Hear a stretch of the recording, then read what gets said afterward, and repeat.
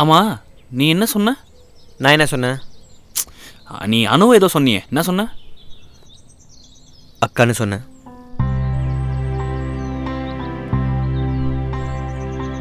மச்சான், நான் சொல்கிறேன் தப்பாக நினைக்காத. அன்னைக்கு ஒன்று பேசுகிறான், இன்னைக்கு ஒன்று பேசுகிறான்னு நினைக்காத. அனுவக்கா பாவண்டா, அவங்க கிட்ட இப்படி நடந்துக்காதடா. சூப்பர்ரா, உன்னையும் மாற்றிட்டா. அது எப்பட்றா? கிடைக்கிற கொஞ்ச நேரத்தில் எல்லாரையும் மாற்றிடுறா மச்சான்.